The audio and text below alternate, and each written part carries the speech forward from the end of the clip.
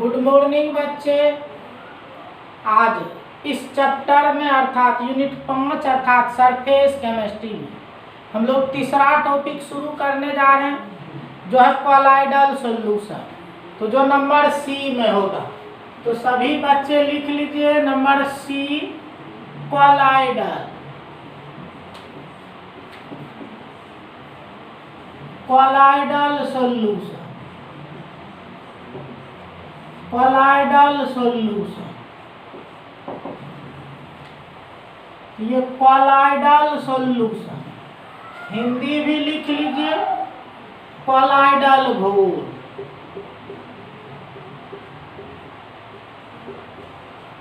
कॉलाइडल घोल, कॉलाइडल घोल। तो चलिए हम लोग सबसे पहले सीखते हैं कि ये कॉलाइडल घोल जो है ये नाम कैसे पड़ा, क्यों इसको कॉलाइडल घोल कहते हैं। तो जानिए, ग्रीक भाषा में एक शब्द है कोला, KOLLA। तो ग्रीक भाषा में एक शब्द है कोला, जिसका अर्थ होता है गोंद के जैसे। और चूंकि प्रारंभ में जितने भी कॉलाइडल सॉल्यूशन था सब देखने में गोंद के जैसा था, इसीलिए इसका नाम पड़ गया कॉलाइडल सॉल्यूशन। तो इसलिए कॉलाइडल सॉल्यूशन कहते हैं। तो चलिए सभी बच्चे लिख दीजिए, लिखिए ग्रीक भाषा में एक शब्द कोला है, जिसका अर्थ गोंद के जैसा होता है। चूंकि प्रारंभ में प्राप्त यह घोल देखने में गोंद के जैसा था, इस कारण से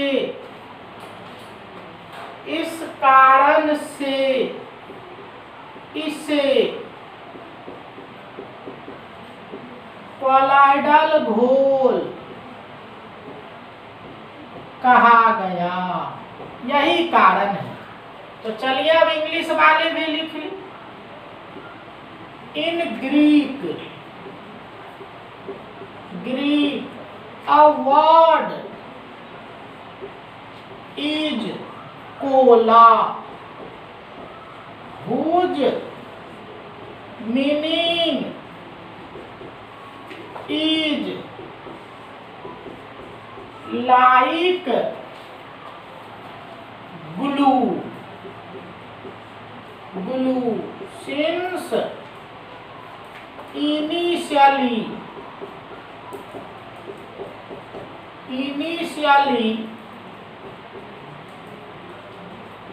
obtained CS looks like glue, so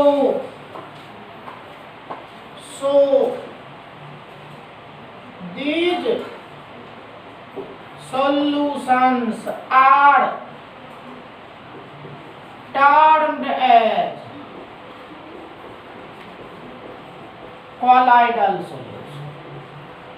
इसलिए इस सॉल्यूशन को कॉलाइडल सॉल्यूशन, ये हम लोग पहली बात देख लिए कि इसका नाम जो है कॉलाइडल सॉल्यूशन क्यों है। दूसरा देखिए, आपसे एक ऑब्जेक्टिव पूछता है कि ये जो कॉलाइडल सॉल्यूशन होते हैं ये होमोजीनियस होते हैं कि हेटेरोजीनियस, समांगी होते हैं कि विसमांगी।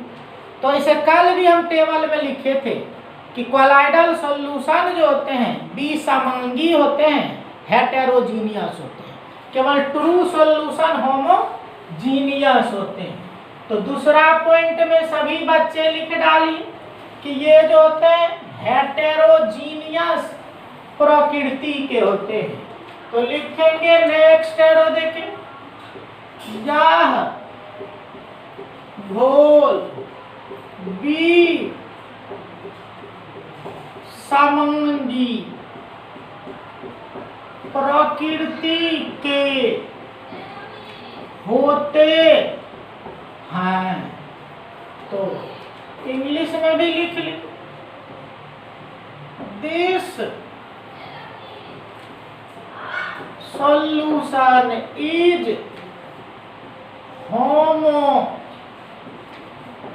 homogeneous in nature। तो यह जो सॉल्यूशन होते हैं, तो यदि solution is heterogeneous in nature, तो विसमांगी होते हैं। कोलाइडल घोल जो होता है ये विसमांगी होते हैं। ये कल विसमांगी क्या होता है इसको डिटेल से हम लोग पढ़े थे। फिर याद करो, यदि कोलाइडल सॉल्यूशन है तो इसके कण को आप खुले अंक से नहीं देख सकते हैं और साधारण छन्ना पत्र से छानना संभव नहीं होता है। तो नेक्स्ट लिखेंगे, इसके कण को साधारण छन्ना पात्र के द्वारा छानना संभव नहीं होता है। इसके कण को साधारण छन्ना पात्र के द्वारा छानना संभव नहीं होता है। इंग्लिश वाले लिखिए, पार्टिकल्स ऑफ सच सॉल्यूशन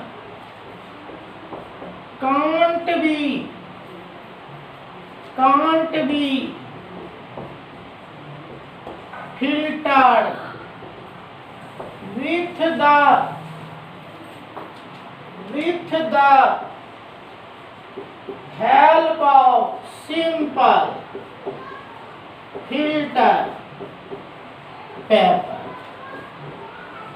तो इसके कण को साधारण छन्ना पात्र से हम लोग छान नहीं सकते, जो कल भी हम टेबल में लिखे थे। और क्या कहते थे कि इसका जो कण होता है इसको आप खुली आंख से नहीं देख सकते हैं। तो लिखिए नेक्स्ट एरो, देखिए लिखिए, इसके कण को खुली आंख से नहीं देख सकते हैं। तो इंग्लिश में लिखिए, particles of such solution can not be seen with the help of naked eyes। तो इसके कण को आप खुली आंख से नहीं देख सकते। तो अगर कोलाइडल सॉल्यूशन है तो क्यों नाम पड़ा हम लोग देख ली। अगर कोलाइडल सॉल्यूशन है तो ये पीछे भी लिखे थे, ये हेटेरोजीनियस विसमांगी होते हैं और इसके कण को साधारण छन्ना पात्र के द्वारा आप छान नहीं सकते और इसके कण को आप खुली आंख से देख नहीं सकते हैं। उसके बाद साइज तो कल हम चर्चा किए थे कि इसके कण का जो साइज होता है वो 10⁻⁻⁹ से 10⁻⁻⁶ मीटर के बीच होता है। तो ये महत्वपूर्ण बात है आपके कि साइज क्या होता है। तो चलिए कोलॉइडल सॉल्यूशन जो है इसमें क्या साइज होता है, तो लिखिएगा इस घोल के कण का आकार 10⁻⁻9 मीटर से 10⁻⁻6 मीटर के बीच होते हैं। तो इंग्लिश में भी लिख लीजिए, size of particles of such solution is in between 10⁻⁻9 metre to 10⁻⁻6 metre. तो यही कण के साइज का आकार होता है 10⁻⁻9 मीटर से 10⁻⁻6 मीटर के बीच होते हैं। तो ये हम लोग देखे general idea about colloidal solution. तो कोलॉइडल सॉल्यूशन का जनरल आइडिया देखिए।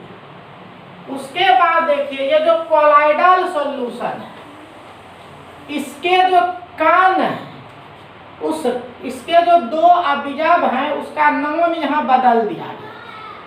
जैसे याद करो हम पिछले क्लास में लिखे थे कि अगर घोल है तो उसका मुख्य रूप से दो अवयव होता है। दो अवयव होता है क्या सब? एक घुल्य होता है, एक घोलक होता है। तो घुल्य और घोलक मिलके घोल बनाता है, ये दो अवयव। तो ये जो घुल्य और घोलक है, सोल्यूट और सॉल्वेंट, ये ट्रू सॉल्यूशन है। लेकिन यदि बात करें कोलॉइडल सॉल्यूशन तो जानिए इसमें घुल्य और घोलक का नाम जो है उसको बदल दिया गया।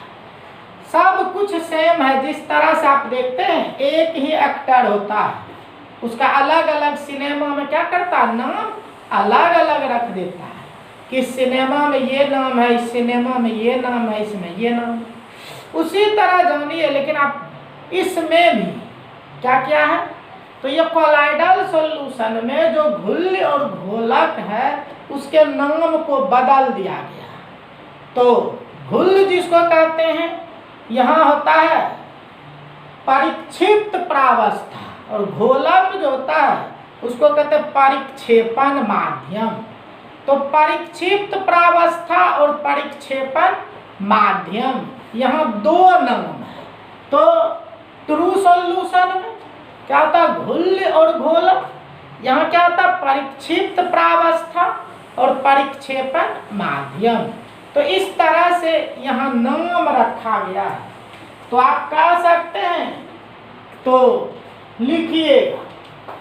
तो चलिए पहले हिंदी वाले लिखिए जिस प्रकार टीएस घुल्य एवं घोलक के बने होते हैं उसी प्रकार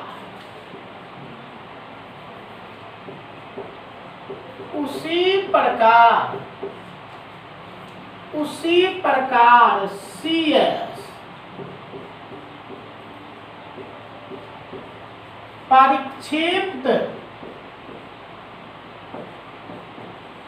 परिक्षिप्त प्रावस्था एवं परिक्षेपण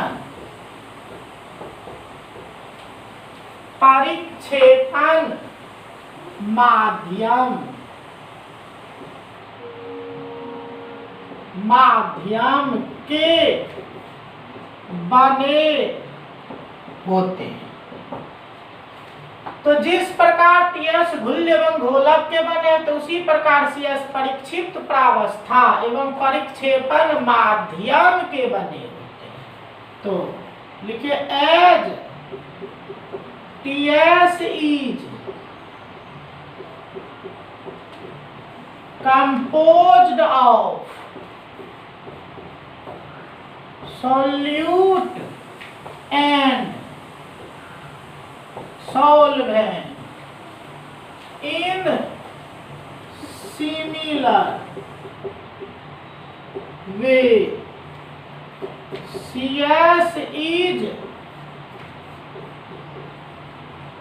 composed of dispersed phase and dispersion medium। तो इस तरह से देखिए आपके डिस्पर्स्ड फेज होते हैं, डिस्पर्शन मीडियम होते हैं। तो ये जो क्वालाइडल सॉल्यूशन है बस उसमें नाम बदल दिया है घुल्य और घोलक का। इसको शॉर्ट में भी हम लोग इस तरह से लिख लेते हैं। और चूंकि इस टॉपिक को क्वालाइडल घोल को आप जब तक पढ़ेंगे ये शब्द आपको हमेशा मिलते रहेगा। कल बोले थे यही टॉपिक सबसे बड़ा टॉपिक है। तो देखो ये क्या है, ये ट्रू सॉल्यूशन। और ट्रू सॉल्यूशन आपको क्या बोले, ये होमोजीनियस होते हैं, होमोजीनियस।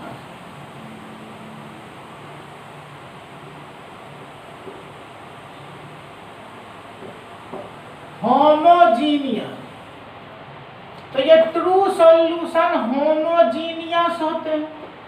और ये होमोजीनियस होते हैं और ये बने होते हैं जी घुल्य प्लस घोलक, घुल्य प्लस घोलक।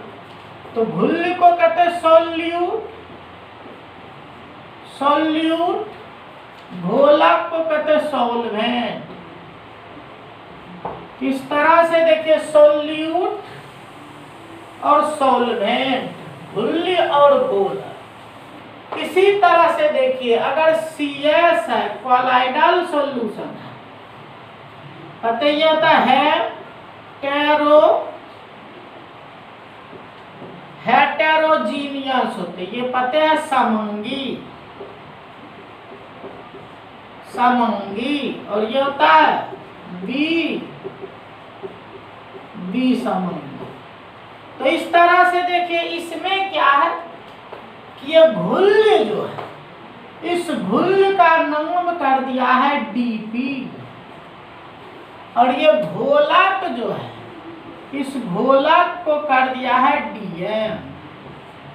तो इस तरह से देखिए DP और DM। कहिएगा सर ये DP और DM क्या है सर? तो DP और DM, ये क्या है DP और DM? तो जानो ये जो DP है ये DP ये इक्वल टू ये DP सॉल्यूट है जिसका फुल फॉर्म हुआ डिस्पर्स्ड,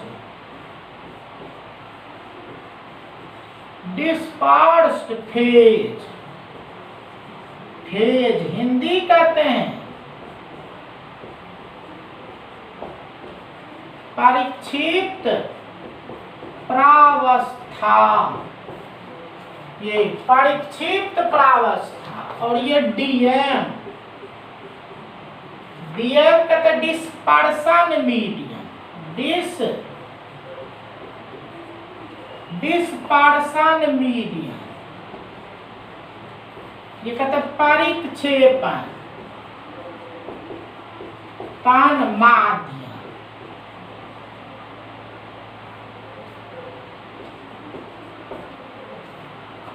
तो परिक्षिप्त प्रावस्था और परिक्षेपण माध्यम। तो इस तरह से देखिए DP और DM। तो इस बात को बिल्कुल संभाल के सभी बच्चे रखेंगे, क्योंकि जब तक आप कोलाइडल सॉल्यूशन पढ़िएगा इसके बिना समझना मुश्किल हो जाएगा, क्योंकि डीपी और डीएम हमेशा आपको दर्शन देगा। कहते डीपी और डीएम डिस्पर्स्ड फेज और डिस्पर्सन मीडियम। तो निश्चित रूप से इसको याद रखेंगे, डीपी और डीएम। तो डीपी क्या हुआ? तो ये घुल्ल हुआ। डीएम क्या हुआ?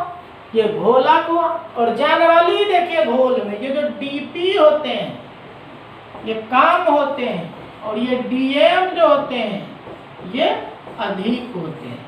यानी जब भी कोई घोल बनाते हैं, प्रायः की बात अगर करें तो घोल में क्या होता है? घुल्ल की मात्रा कम होती है और घोलक की मात्रा अधिक होती है प्रायः। तो चलो हम लोग इतनी बात सीख गए हैं कि कोलाइडल सॉल्यूशन में घुल्ल को हम लोग कहेंगे परिक्षिप्त प्रावस्था और घोलक को कहेंगे परिक्षेपण माध्यम। तो इस तरह से परिक्षिप्त प्रावस्था होता और परिक्षेपण माध्यम होता, जिसको आप संभाल के रखेंगे, इसको समझेंगे। तो चलिए सभी बच्चे लिखिए इन सभी बात को।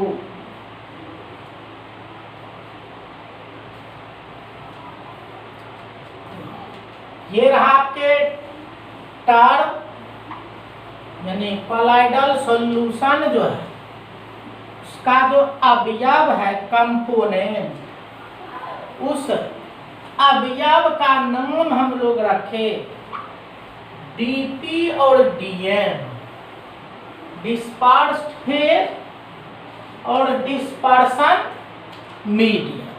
अब चलिए ये कोलाइडल सॉल्यूशन के भी वर्गीकरण को आपको पढ़ना है, तो एक मेन पॉइंट देंगे या स्टार बना दीजिए और लिखिए classification. Classification of colloidal solution. तो क्लासिफिकेशन ऑफ कोलाइडल सॉल्यूशन। तो कोलाइडल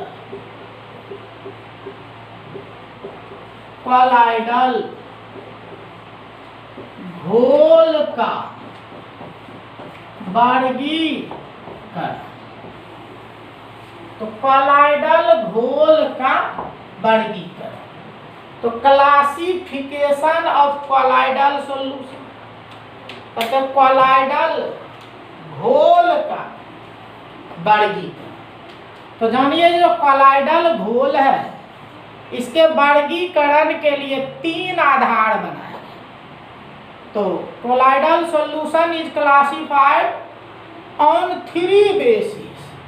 3 आधार बनाया गया है कोलाइडल सॉल्यूशन के वर्गीकरण के लिए। ये 3 आधार बना। क्या 3 आधार बना है? तो लिखिएगा इसका वर्गीकरण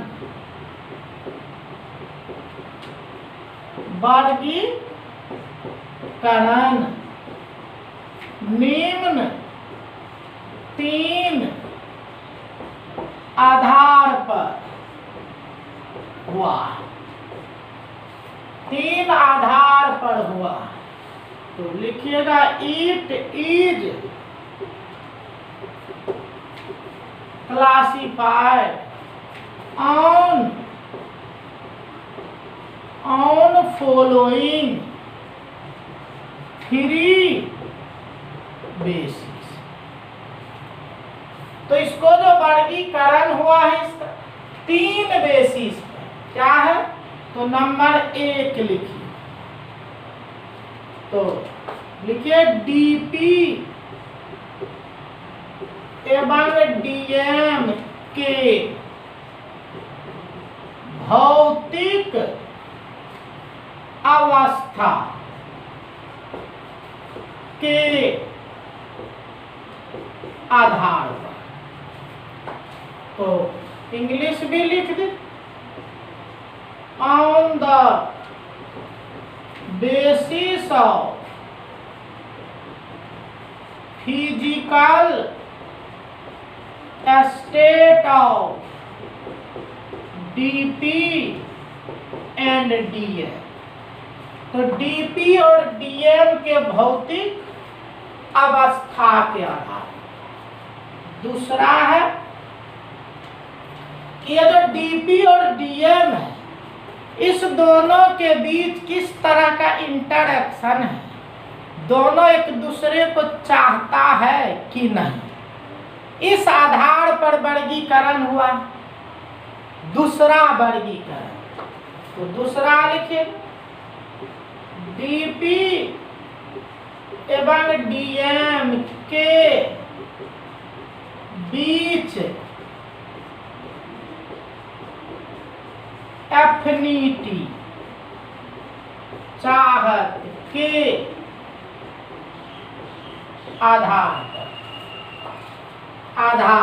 तो कहते हैं on the basis of, on the basis of affinity between DP and D।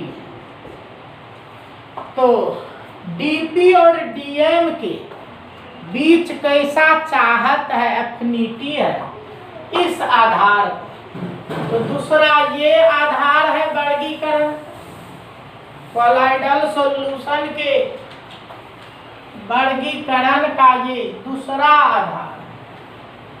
और तीसरा आधार है नंबर 3 लिखे,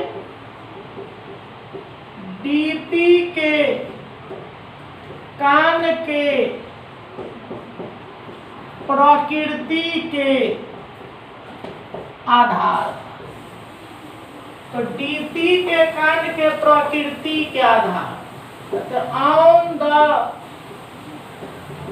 basis of nature of particle of DP. तो डीपी के कण के प्रकृति के आधार।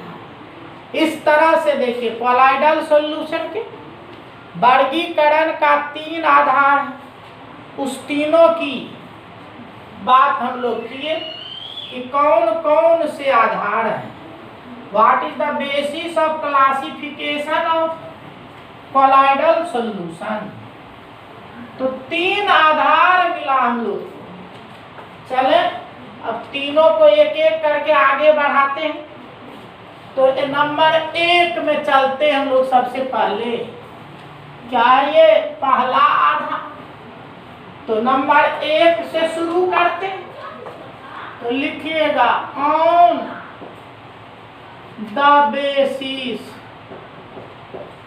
Of physical state of DP and DM on the basis of physical state of DP and DM। कहते DP और DM के भौतिक अवस्था के आधार पर। तो आइए कहते हैं डीपी और डीएम के भौतिक अवस्था के आधार। तो देखते हैं ये भौतिक अवस्था के आधार। आप जानते हैं किसको कहते हैं भौतिक अवस्था।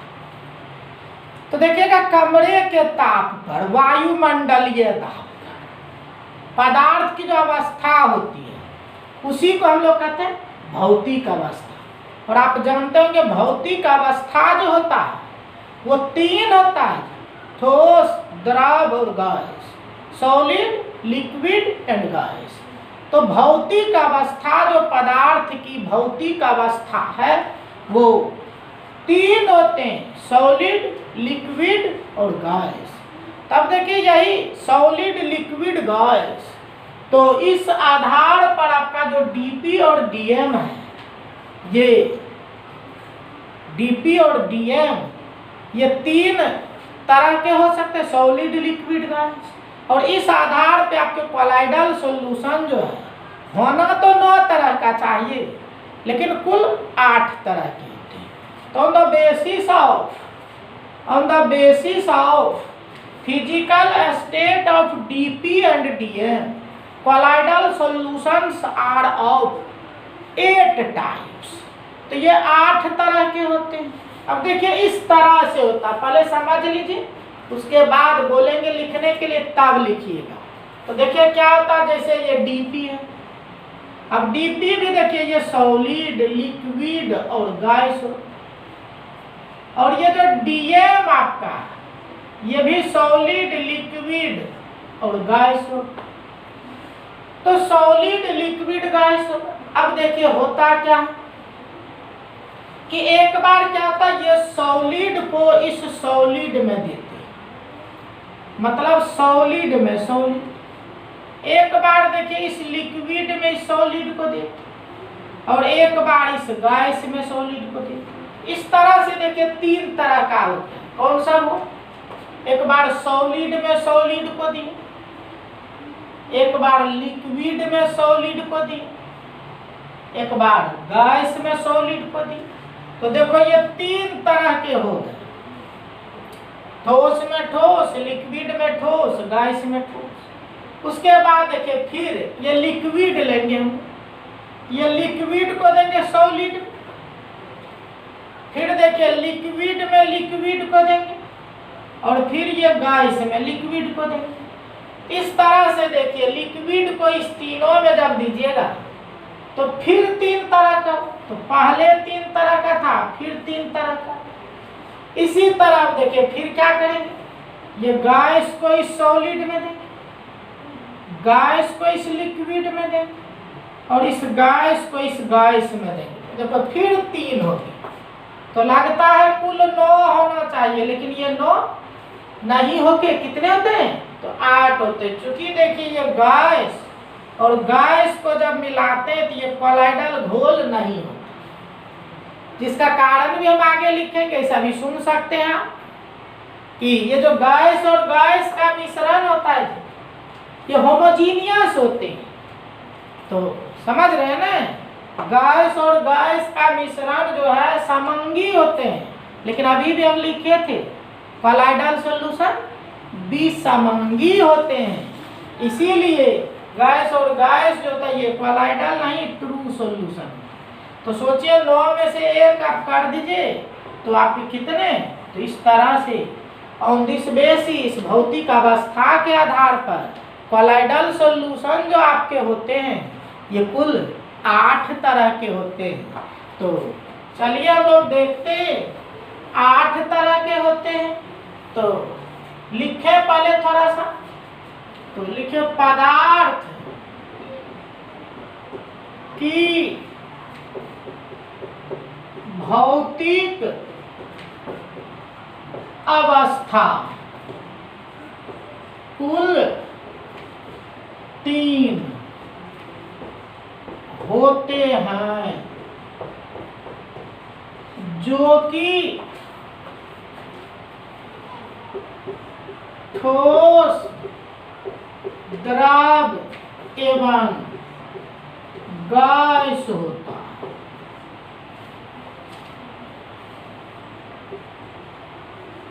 There are 3 physical state of matter which are solid, liquid and gas। जो सॉलिड होता है, लिक्विड होते हैं और गैस होते हैं। तो नेक्स्ट है लिखिए, इस आधार पर CS निम्न 8 प्रकार के होते हैं। तो इस आधार पर 8 प्रकार के होते हैं। इंग्लिश में लिख ली, on this basis following are 8 types of CS। तो इस आधार पर कोलाइडल सॉल्यूशन जो होते हैं ये 8 प्रकार के होते हैं। सीखना पड़ेगा, इससे काफी अधिक प्रश्न आता है, प्रश्न पूछते रहता है आपको इस कोलाइडल सॉल्यूशन के इस टाइप से। तो देखिए क्या है, लिख लिए होंगे सभी बच्चे। आगे बढ़ जाइए, इस 8 वैरायटी को संभालना है, क्योंकि यहाँ से प्रश्न काफी अधिक आपसे पूछता है। तो ये 8 वैरायटी है, देखना पड़ेगा। तो चलिए हम लोग कहते हैं एक टेबल पहले बनाते हैं। तो सबसे पहले कहते हैं ये DP। तो DP, फिर कहते हैं DM, फिर कहते हैं name of CS, colloidal solution का नाम। उसके बाद कहते हैं एग्जाम्पल्स। तो एग्जाम्पल्स देखिए यही है, तरह से हम लोग उदाहरण में भी बढ़ेंगे। तो अब चलिए एक एक करके समझना है, सभी बच्चे समझेंगे और अपना अपना काम बनाते चलेंगे और थोड़ा याद करना पड़ेगा। ऐसे आसान है, हम सभी बात समझा देते हैं, सबका काम हो जाएगा। तो चलिए पहले हम शुरू करते हैं सॉलिड से। तो देखो, तो भौतिक अवस्था पहला क्या है? सॉलिड, जिसको आप हिंदी में क्या कहते हैं? ठोस कहते हैं। अब देखिए ये जो सॉलिड आपका है ये तीनों में जाएगा, सॉलिड में भी, लिक्विड में भी और गैस में भी। इस सॉलिड से 3 बनेगा। तो देखो ये सॉलिड एक बार जाएगा, सॉलिड, ये सॉलिड को देंगे सॉलिड, फिर ये सॉलिड को दीजिए लिक्विड, लिक्विड। तो देखिए ये आपके है घुल्य और ये है घोलक, घोलक। और आप जानते हैं हमेशा घोल का जो नाम होता है हमेशा बोला जाता है घोलक में घुल्य। जैसे देखते हैं पानी और चीनी का जब बनाते हैं तो क्या कहते हैं, पानी में चीनी मिला दी, इसीलिए नाम जो होगा यहाँ बोलेंगे क्या, सॉलिड में सॉलिड। इधर से बोलेंगे घोलक से, सॉलिड में सॉलिड, ठोस में ठोस। तो देखिए ये सॉलिड में सॉलिड, इसको कहते हैं सॉलिड सोल। देखिए ये सॉलिड सोल कहते हैं, हिंदी भी कहते हैं ठोस सोल। ये सॉलिड सोल होता है जी, ठोस सोल होता है, सॉलिड सोल।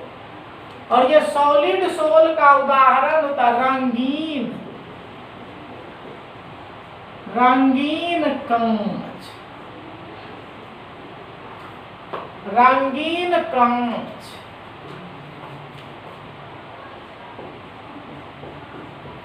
रंगीन पत्थर। तो लिखिए, टेबल बनाइए, आगे बढ़िए।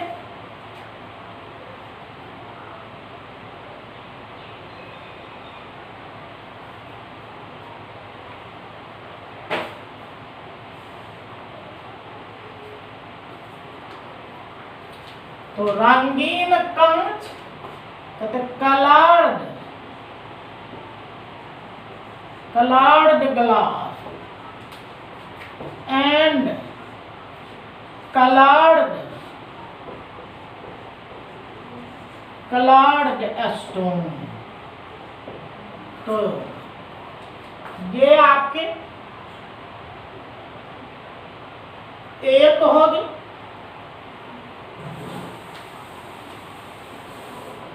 तो ये रहा आपका सॉलिड में सॉलिड। उसके बाद देखिए ये तो सॉलिड है, लेकिन ये कहेगा लिक्विड।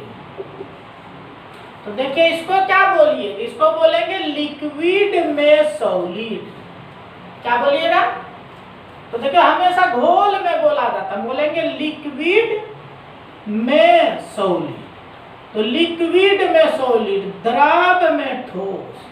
तो जानिए जब लिक्विड में सॉलिड होता है किसको बोलते हैं? सोल। ये सोल और इसका एग्जाम्पल जो होता है, उदाहरण आप कह सकते। तो लिक्विड में सॉलिड का जो सोल होता है, सोल का उदाहरण तो प्रलेप। प्रलेप जिसका पेंट कहते हैं, पेंट कहते और कहते कोशिका तरल, कोशिका तरल, सेल फ्लूइड। तो इस तरह से देखिए दूसरा आपका होगी लिक्विड में सॉलिड। तो दूसरा हम लोग कर लिए लिक्विड में सॉलिड। और फिर तीसरा देखो, आप समझ गए होंगे, ये तो सॉलिड ही होंगे लेकिन ये होंगे गैस। और बोलिएगा क्या? तो बोलेंगे गैस में सॉलिड, मतलब गैस में ठोस। तो जानिए जब भी गैस की बात होता है तो हमेशा उसको एरोसोल बोलते हैं। तो एरोसोल तो गैस में ठोस, तो ये एरोसोल है, या कहते हैं ठोस एरोसोल। ये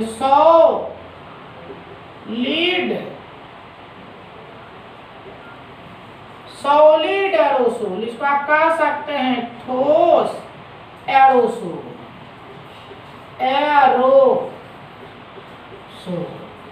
इसको ठोस एरोसोल कहते हैं, सॉलिड एरोसोल। और कैसे बोलिएगा इसको?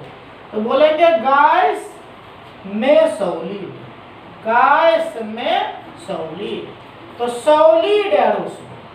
और देखिए गैस में सॉलिड, इसका एग्जाम्पल होता है आपके गैस में सॉलिड धूल, उसको कहते हैं डस्ट, धुआं,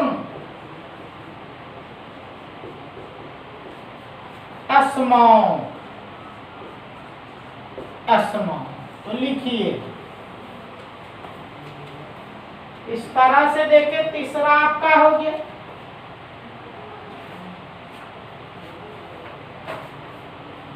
तो एक तो आपका डील हो गया सॉलिड का केस। ये सॉलिड लिए तो सॉलिड में सॉलिड, लिक्विड में सॉलिड और गैस में सॉलिड। तो ये तीन आपका खत्म हो गया, सॉलिड में सॉलिड, लिक्विड में सॉलिड और गैस में सॉलिड। अब चलिए फिर आगे बढ़ जाइए, इसी को आगे बढ़ाते हैं हम लोग इसी टेबल में।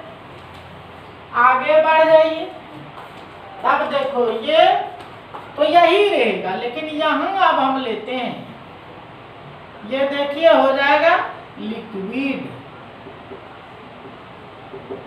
लिक्विड तो देखिए क्या पढ़िएगा, सॉलिड में लिक्विड, ये चौथा प्रकार हुआ। कहेंगे सॉलिड में लिक्विड, तो सॉलिड में लिक्विड। तो जानिए जब सॉलिड में लिक्विड होता है तो इसका नाम होता है जेल, हिंदी में भी कहते हैं जेल। तो सॉलिड में लिक्विड ये जेल होता, जेल कहते हैं। चौथा नंबर होगा ये आपका, ऊपर 3 हुआ, ये आपका चौथा नंबर होगा। सॉलिड में लिक्विड जेल और उदाहरण कहते हैं मक्खन, मक्खन, बटर, पनीर, चीज, चीज। तो इस तरह से देखिए, उसी तरह से देखिए अब ये आपका पांचवा होगा, ये भी लिक्विड। तो देखिए क्या बोलेंगे, लिक्विड में लिक्विड, और लिक्विड में लिक्विड जानिए इसको कहते हैं इमल्सन। इमल्सन हिंदी में कहते हैं पायस, या इमल्सन भी कहते हैं।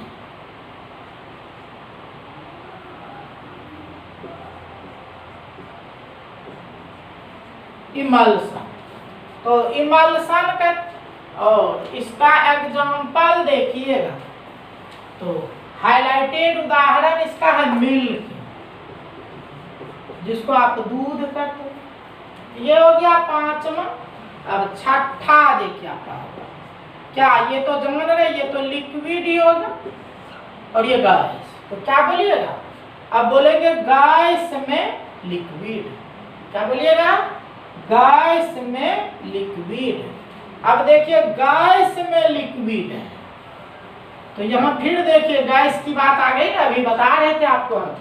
अगर गैस होगा तो वहां लगाते हैं एरोसोल, तो एरोसोल की बात होगी। ये गैस में लिक्विड, इसको कहते हैं लिक्विड, लिक्विड एरोसोल, या कहते हैं द्रव एरोसोल। ये द्रव एरोसोल होता, लिक्विड एरोसोल। और ये जो लिक्विड एरोसोल होता, द्रव एरोसोल होता, लिक्विड एरोसोल, इसका उदाहरण होता है आपका बादल, बादल के क्लाउड, बादल, फॉग, मिस्ट, ये सब उदाहरण है आपके द्रव एरोसोल का, लिक्विड एरोसोल। ये छठा हो गया। अब देखिए सातवां क्या होगा, ये गैस ले लेंगे, तो क्या होगा सातवां, ये गैस ले लीजिए, और ये तो पता है शुरू से होता सॉलिड।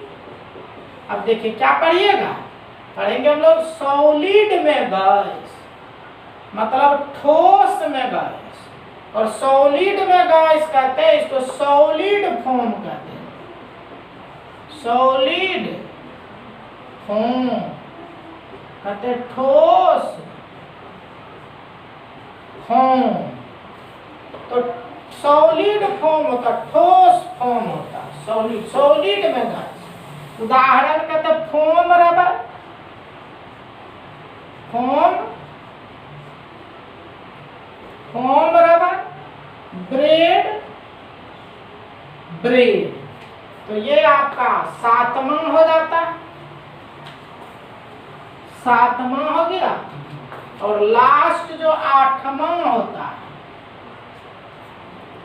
तो ये तो गैस ही होगा, लेकिन ये आपके लिक्विड हो जाएगा।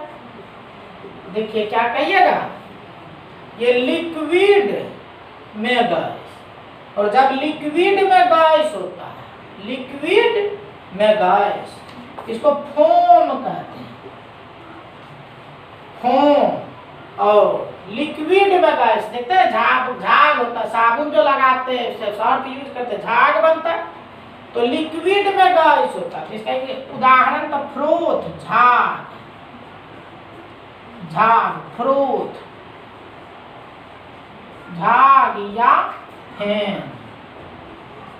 तो इस तरह से देखिए भौतिक आधार पर, पदार्थ के भौतिक अवस्था के आधार, ये जो डीपी और डीएम था, डिस्पर्स्ड फेज और डिस्पर्सन मीडियम, उसके भौतिक अवस्था जो तीन था, ठोस, द्रव और गैस, इसके आधार पर आपका कोलाइडल सॉल्यूशन 8 तरह का हुआ। उसी 8 पर हम लोग चर्चा कर रहे थे कि कौन कौन से होंगे, इसमें से देखिए ये नाम आपको याद रखना पड़ता है।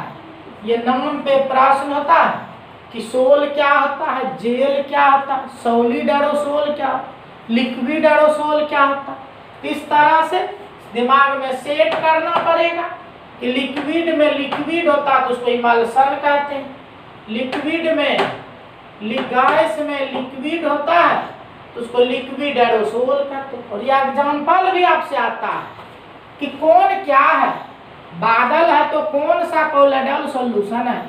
इस तरह से इस पे आधारित प्रश्न पूछता है। तो इसे टेबल हम कंप्लीट कर दिए हैं, 8 वैरायटी को बता दिए हैं, लेकिन इन सभी पर आधारित कुछ बात हम एक महत्वपूर्ण पॉइंट्स में लिखेंगे, कुछ बात के बारे में और चर्चा करेंगे। तो चलो एक नोट लिख दीजिए और नोट लिख के नंबर ए दे दीजिए। तो नोट लिख के नंबर ए दे दीजिए। तो यही जो नोट हम लिखे नंबर ए देके, इसी नोट से आपको अगले क्लास में मिलेंगे हम। इसी नोट से आपका कहानी आगे बढ़ेगा अगले क्लास में। तो निश्चित रूप से सभी बच्चे, जैसा हम जब देखते हैं तो फील करते हैं कि लगता आप लोग उतना मेहनत नहीं कर रहे हैं, उतना आप पढ़ा नहीं करते हैं, तो समझिए अपने आप को ठग रहे हैं। निश्चित रूप से सभी बच्चे प्रयास कीजिए पढ़ने का। जब तक पढ़िएगा नहीं तो फिर आपका काम नहीं होगा। और हम लोग तो अपना ड्यूटी कर रहे हैं, अपने ड्यूटी करना प्रारंभ कर दिए। आप लोग परेशान कर रहे थे, फोन करते रहते थे हमेशा, सर सर सर पढ़ाइए सर, पढ़ाइए सर, ऑनलाइन कीजिए, ये कीजिए, वो कीजिए। लेकिन जब व्यवस्था हुई है तो आप लोग ध्यान नहीं दे रहे। तो निश्चित रूप से अब ध्यान दीजिए, पढ़िएगा, उसके बाद ही फायदा महसूस होगा। तो पढ़ा कीजिए सभी बच्चे, मेहनत कीजिए, क्योंकि घर में थोड़ा अधिक मेहनत कर सकते हैं आप। संयोग की बात है, आपको घर में बिल्कुल 100% फुर्सत मिला है, तो उसका लाभ उठाइए। क्योंकि घर बैठे बैठे आपको मटेरियल मिल रहा है, तो उसका समय का उपयोग करते हुए उस मटेरियल को अधिक से अधिक यूज कीजिए।